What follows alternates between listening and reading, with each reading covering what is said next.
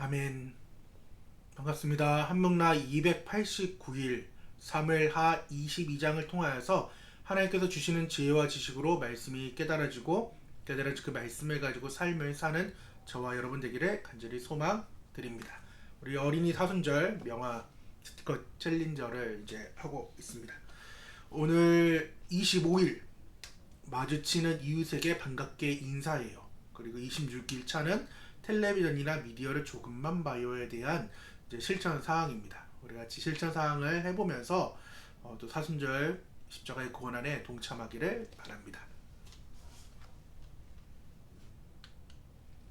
오늘 22장은 다윗이 모든 원수의 손과 사울의 손에서 구원받은 뒤 여호와께 드린 승전가이자 감사의 찬양으로 그 내용이 시편 18편과 거의 일치하는 장엄한 시편입니다. 다윗은 하나님을 자신의 반석, 요새, 건지시는 자, 피할 바위, 방패, 구원의 뿔, 높은 망대, 그리고 환난에서 구원하시는 피난처라고 고백하며 노래를 시작합니다. 그는 죽음의 물결이 자신을 에워싸고 멸망의 창수가 엄습하며 스올의 줄이 자신을 휘감는 절박한 고통 속에서 여호와께 부르짖을 때에 하나님께서 그 성전에서 그 목소리를 들으셨다고 회상합니다. 이때 하나님의 분노로 인해 땅이 진동하고 하나님의 기초가 떨리며 코에서 연기가 나고 입에서 불이 나와 사르는 등 장엄한 자연 현상을 통해 묘사된 하나님의 현현은 다윗을 구원하기 위해 그 강력한 개입으로 보여줍니다. 여호와께서는 흑암을 발 아래 두시고 그룹을 타고 날아오르시며 번개와 화살로 원수들을 무찌르셨고 깊은 물에서 다윗을 건져내어 넓은 곳으로 인도하셨습니다. 또한 하나님은 다윗의 등불이 되어 그의 어둠을 밝히시고 그에게 힘을 주어 적진을 달리며 성벽을 뛰어넘게 하셨으며 그의 발을 암사슴 발 같게 하시고 손을 가르쳐 활을 당기게 하심으로 전장에서 승리할 수 있는 능력을 주셨습니다. 다윗은 이방 민족들이 자신에게 굴복하고 자신이 민족의 으뜸이 된 것을 모두 하나님의 도우심과 온유하심 덕분임을 인정합니다.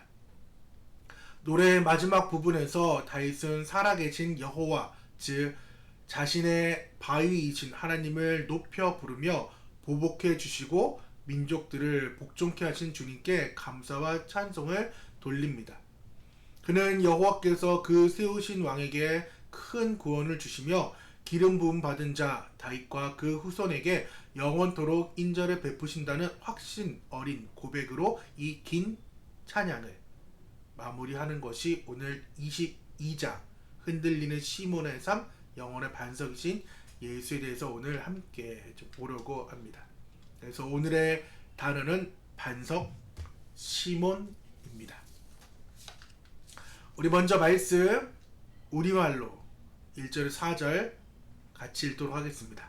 다윗은 여호와께서 모든 원수들과 사울의 손에서 자신을 구원해 주셨을 때 이런 노래를 불러 여호와를 찬양했습니다. 그가 이렇게 노래했습니다. 여호와는 내 바위시오 내 산성이시오 나를 건져내시는 분이시며 내 힘이십니다.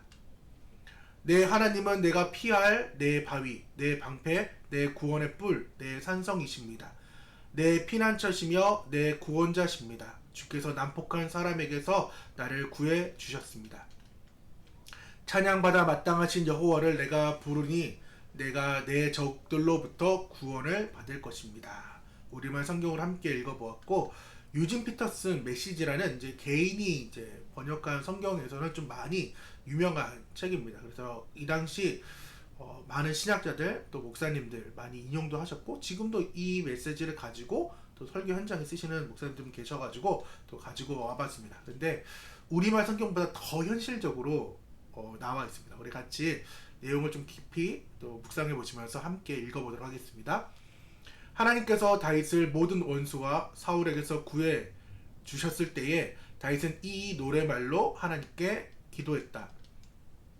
하나님은 내가 발 디딜 반석, 내가 사는 성체, 나를 구해주는 기사, 이 몸 커다란 바위 산이신 하나님께 죽기 살기로 달려가 그 병풍 바위 뒤에 숨고 그 든든한 바위 속에 몸을 감춘다. 내 산 꼭대기 피난처이신 그분께서 나를 무자비한 자들의 손에서 구해 주신다. 존귀한 찬송을 하나님께 부르며 이 몸 안정과 구원을 누린다. 이렇게 또 해석을 해서 이렇게 성경을 좀 보게 되었는데, 우리는 보통 이제 본문이 다 끝나 막이 내리면은 다 끝났다고 생각을 합니다.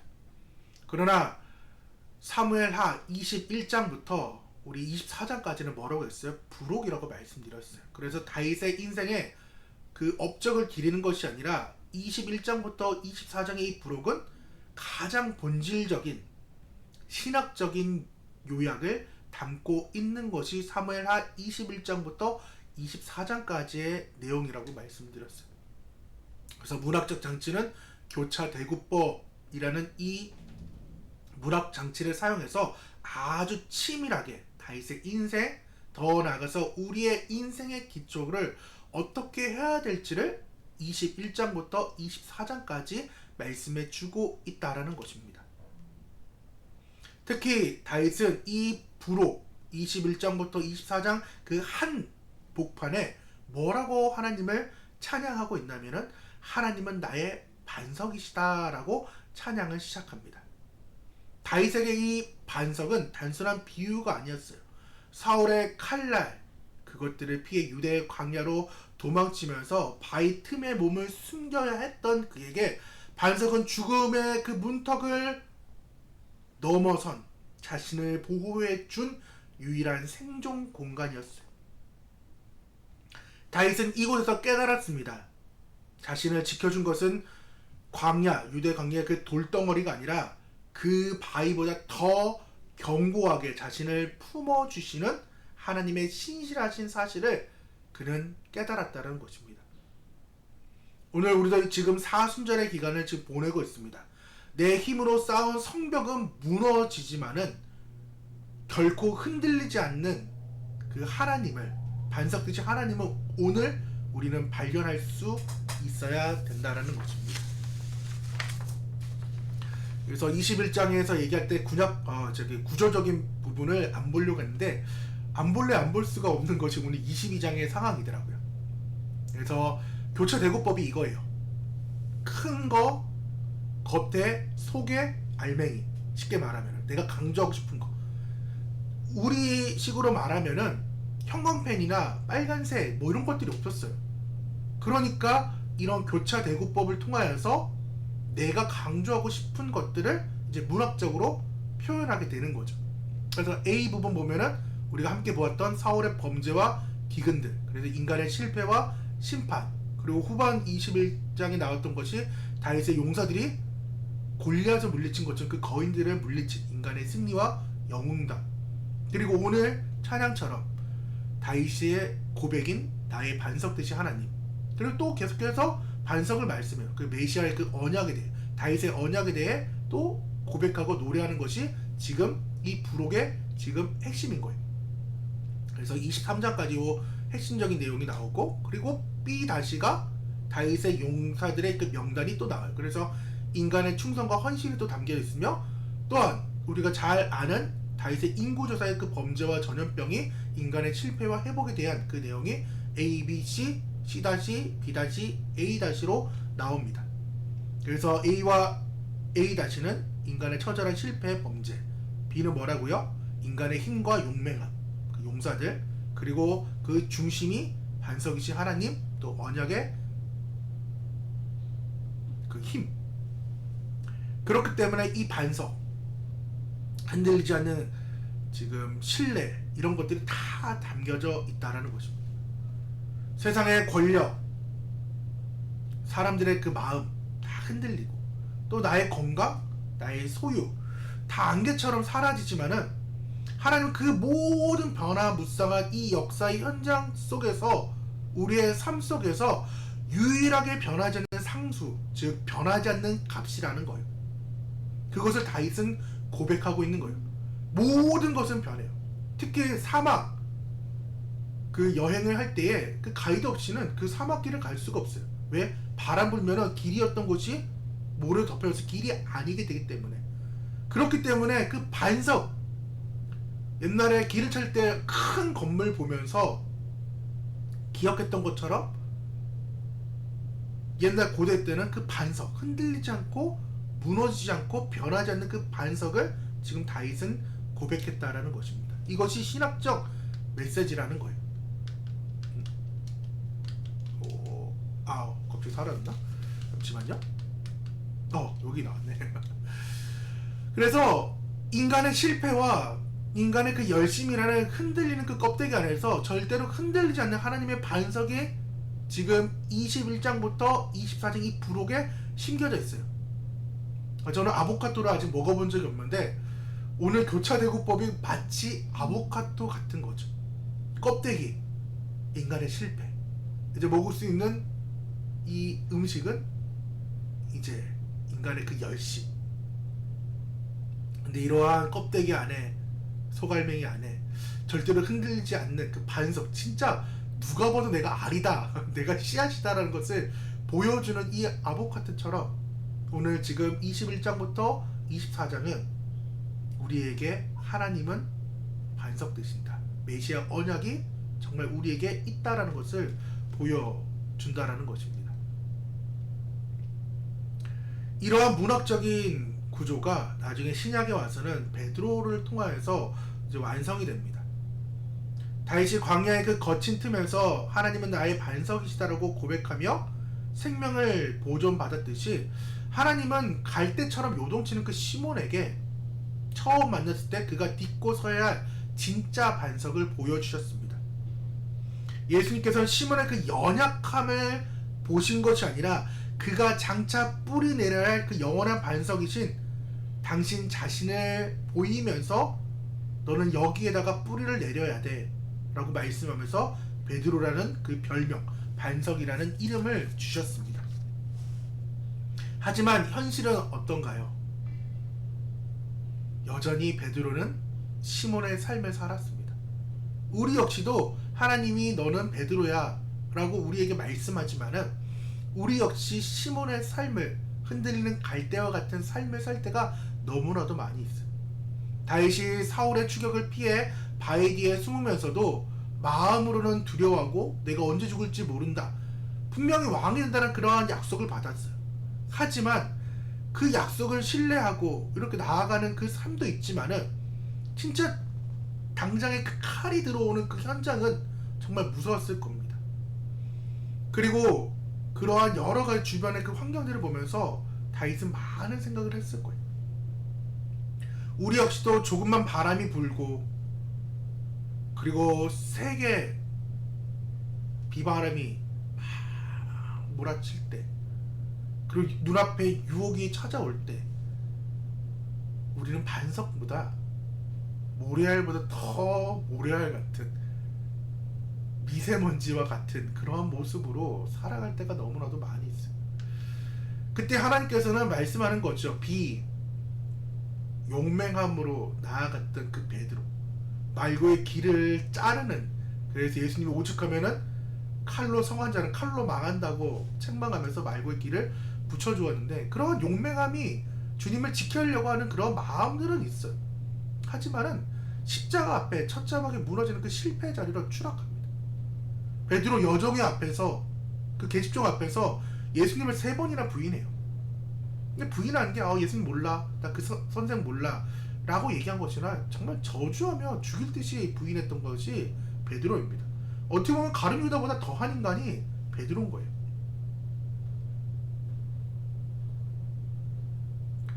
다윗 또한 그 사울을 피해 숨었었던 그 차가운 돌덩이보다 자신의 마음, 무력해진 그 시몬의 삶을 뼈아프게 깨달았을 것입니다. 근데 복음의 신비가 여기서 나타나는 거죠. 예수님, 우리가 아무리 강한 그 반석, 그것을 보시고 너 반석이야 라고 부른 것이 아니에요.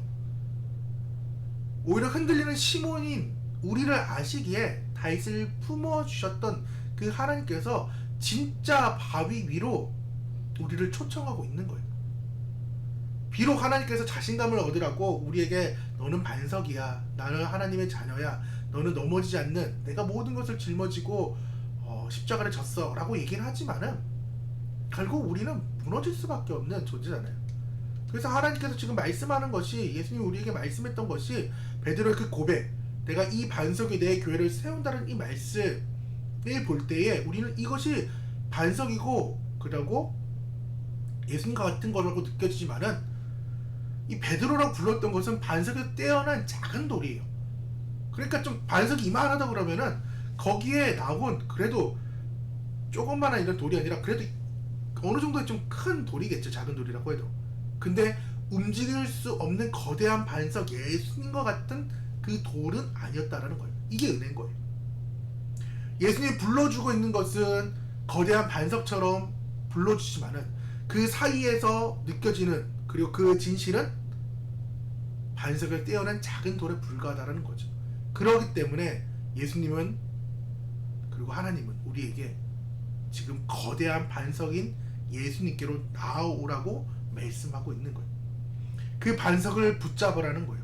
반석에다가 뿌리를 깊이 내리라고 말씀하는 거예요.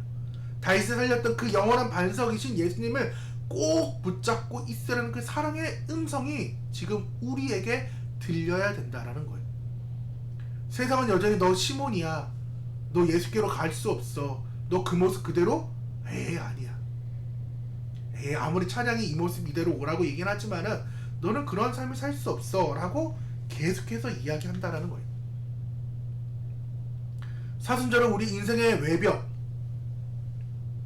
아까 말했던 그 A와 A 다시, 실패와 그 가짜의 열심을 허물고 이제 중심 대신 그 아보카도의 그 씨와 같은 그 중심을 지금 만나라는 그러한 초청인 거죠. 그래서 고린도전서 10장 4절에는 다 같은 신령한 음료를 마셨으니 이는 그들을 따르는 신령한 반석으로부터 마셨음에 그 반석은 곧 그리스도시라. 이게 무슨 말씀이냐면은 구약의 이 말씀인 거죠. 출애굽기의 상황. 내가 호렙산에 있는 그 반석 위, 거기서 내 앞에 서리니 너는 그 반석을 치라. 그거에서 물이 나오리니 백성이 마시리라. 모세가 이스라엘 장로의 목전에서 그대로 행하니. 하나님께서는 반석이 되셔가지고 그 위에 서서 내가 지팡이를 맞겠다라는 거예요. 그것을 하나님이 자처하셨어요. 이는 장차 우리를 살리시는 그 생수, 생명의 근원 되신 그 생수가 터져나와서 예수님이 하나님의 그 작정하신 그 고난을 받았음을 예표하고 있는 거죠. 그래서 이사야 선지자가 고백하는 게 뭐예요? 그가 상함으로 인하여서 우리가 나음을 얻었다는 거예요. 그 상함이 뭐냐? 우리의 죄악 때문이라고 말씀하고 있다는 거예요. 그 고난의 잔을 예수님이 받으셨습니다. 받았기 때문에 생수가 터져 나온 거예요. 예수님이 그 반석 대신 그 예수님께서 지금 직접 그 지팡이로 맞았다는 거죠.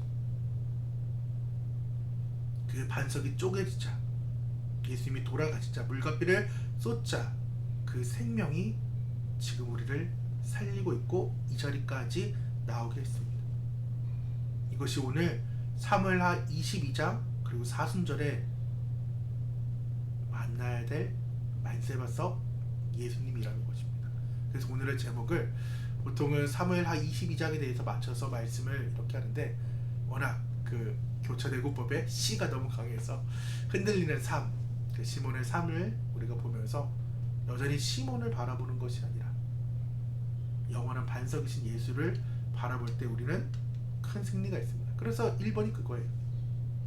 반석으로 예수님이 초대하고 있는 것을 믿기 바랍니다. 그리고 두 번째가 내 인생의 부록에는 어떠한 고백이 남기를 원하는지 한번 적어보는 저와 여러분 되기를 간절히 소망드립니다.